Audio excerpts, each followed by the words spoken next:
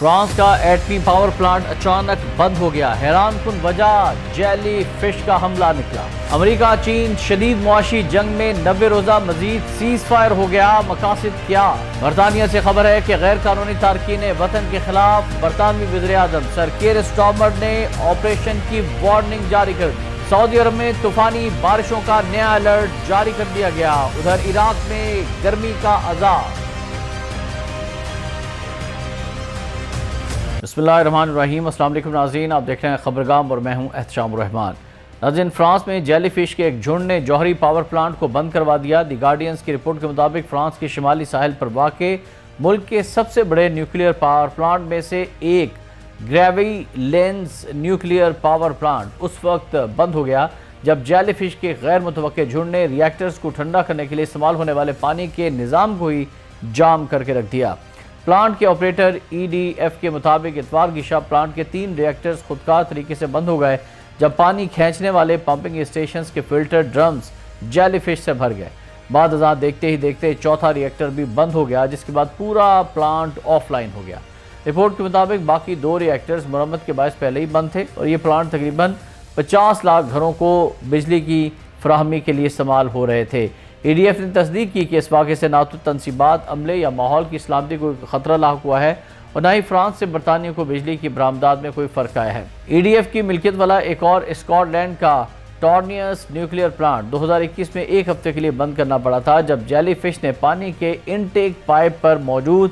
سی Wade filters کو جام کر دیا تھا۔ اس سے 10 سال قبل بھی 2011 میں یہی پلانٹ جیلی فش کے حملے کے باعث ایک ہفتے کے لیے بند رہا تھا۔ جیلی فش کے جھنڈ سویڈن، امریکہ، جاپان اور فلپائن میں بھی جوہری اور کوئلے سے چلنے والے جوہری پاور پلانٹس کو بند کروا چکے ہیں۔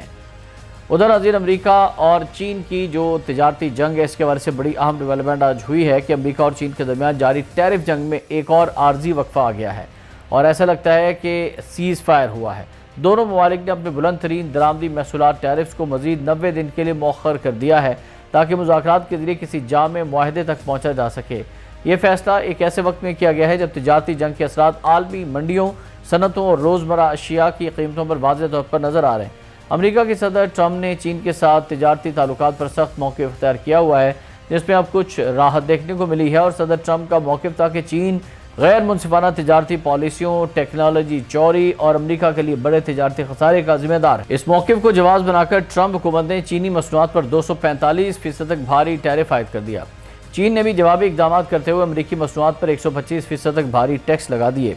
مہلت کیوں ضروری ہے؟ تو آپ کو بتائیں کہ اس سال اپریل اور مئی میں دونوں ممالک نے ایک عارضی ٹیکس جنگ بندی کا اعلان کیا تھا، جس کے تحت دونوں ممالک نے ٹیرفز میں کچھ کمی کی تاکہ مذاکرات کا راستہ کھلا رہے۔ یہ 90 روزہ مہلت پہلی بار مئی میں جنیوا میں ہونے والے مذاکرات کے دوران طے پائی تھی، جس کے تحت امریکہ نے چین سے آنے والی مصنوعات پر محصولات کو 245% سے کم کر کے 30% کیا، جبکہ چین نے امریکی مصنوعات پر عائد محصولات کو 125% سے کم کر کے 10% کر دیا تھا۔ اس ٹیرف ٹروس یعنی ٹیرف معاہدے کی مدت 12 اگست کو ختم ہو رہی تھی، لیکن دونوں فریقین کو خدشہ تھا کہ اگر بھاری ٹیکس دوبارہ نافذ ہو گئے تو عالمی منڈیاں شدید مندی کا شکار ہو جائیں گی، سپلائی چین میں مزید رکاوٹیں پیدا ہوں گی اور کرسمس سیزن سے پہلے کاروبار کو غیر یقینی حالات کا سامنا کرنا پڑے گا اور مہنگائی مزید بڑھ جائے گی۔ نشہ آور کیمیکل فینٹائل کے امریکہ میں اسمگلنگ کے الزامات جیسے حساس معاملات اور نایاب معدنیات کی برآمدات پر بھی دونوں ممالک میں اختلافات ہیں، جنہیں ایک وسیع تر تجارتی معاہدے میں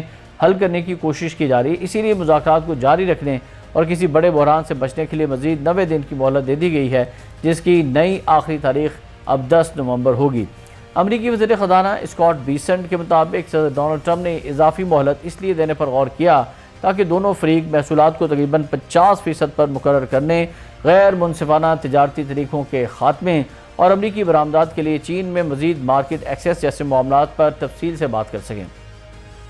انہوں نے ایک انٹرویو میں کہا کہ یہ اقدام جاری اور تعمیری مذاکرات کے لیے ضروری ہے تاکہ تجارتی عدم توازن کا حل نکالا جا سکے اور قومی سلامتی اور اقتصادی معاملات پر ہم آہنگی پیدا ہو۔ ادھر امریکہ میں چینی سفارتخانے کے ترجمان لیو پینگ یو نے بھی اپنے ایک بیان میں امید ظاہر کرتے ہوئے کہا کہ انہیں امید ہے کہ امریکہ چین کے ساتھ مساوات، باہمی احترام اور برابری کی بنیاد پر بات چیت جاری رکھے گا اور غلط فہمیوں کو کم کرے گا اور تعاون کو مضبوط بنائے گا۔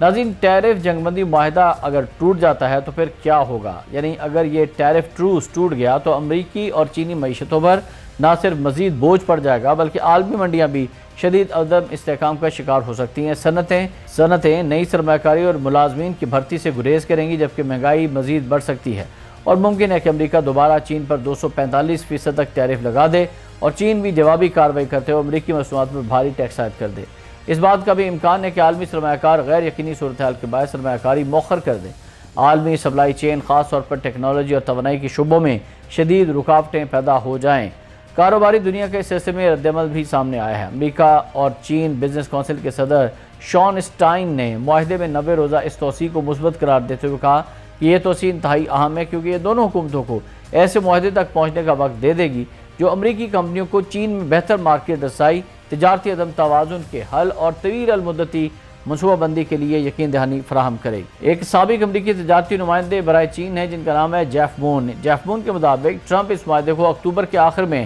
جنوبی کوریا میں ہونے والے علاقائی سربراہی اجلاس سے قبل حتمی شکل دینا چاہتے ہیں، اور جیف مون نے جمعے کو واشنگٹن انٹرنیشنل ٹریڈ ایسوسی ایشن کی جانب سے منعقدہ ایک مباحثے کے دوران کہا کہ آپ دیکھ سکتے ہیں کہ کس طرح دونوں ممالک حالیہ مہینوں میں اعتماد سازی کے اقدامات کر رہے ہیں تاکہ بڑے معاہدے کی راہ ہموار ہو۔ ناظرین، اس 90 روزہ جو تجارتی کشمکش ہے اس کو مزید مہلت دینے سے وقتی سکون تو ملا ہے، لیکن اصل چیلنج جو ہے وہ برقرار ہے۔ چین اور امریکہ کی ایک دوسرے کو دی گئی 90 دن کی یہ مہلت بظاہر وقتی سکون فراہم کرے گی، مگر اصل چیلنج ایک ایسا طویل مدتی معاہدہ کرنا ہے جو دونوں معیشتوں کے لیے قابل قبول ہو اور عالمی تجارتی نظام کو مزید عدم استحکام سے بچا سکے۔ اس دوران دنیا بھر کی منڈیاں اور کاروباری حلقے واشنگٹن اور بیجنگ کی ہر حرکت پر نگاہ رکھے ہوئے ہیں۔ ادھر ناظرین، برطانیہ سے خبر ہے جہاں غیر قانونی طور پر رہائش پذیر تارکین وطن کو وزیراعظم کیئر سٹارمر نے آج کھلے الفاظ میں وارننگ جاری کر دی ہے۔ میڈیا رپورٹس کے مطابق برطانیہ کے وزیراعظم کیئر سٹارمر نے پیر کے روز social media platform X پر بھی غیر قانونی طور پر ملک میں داخل ہونے والے تارکین وطن کو سخت پیغام جاری کیا تھا۔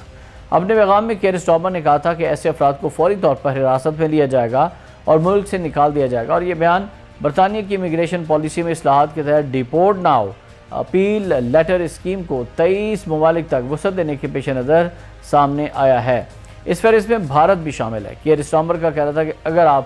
اس ملک میں غیر قانونی طور پر داخل ہوتے ہیں تو آپ کو حراست کا سامنا کرنا پڑے گا اور آپ کو واپس بھیج دیا جائے گا، اور اگر آپ اس ملک میں آ کر جرم کرتے ہیں تو ہم آپ کو فوری طور پر ملک بدر کر دیں گے۔ وزیراعظم کے اس بیان سے ظاہر ہوتا ہے کہ لیبر حکومت کے تحت بارڈر سیکورٹی اور امیگریشن قوانین کے نفاذ میں سختی برقرار رکھی جائے گی، اور رپورٹ کے مطابق اس بیان سے قبل ایک اور وارننگ جاری کی گئی تھی جس میں کہا گیا تھا کہ بہت عرصے سے غیر ملکی مجرم ہمارے امیگریشن نظام کا غلط استعمال کرتے آ رہے ہیں اور اپنی اپیلوں کے فیصلوں تک مہینوں یا سالوں تک برطانیہ میں مقیم رہتے ہیں۔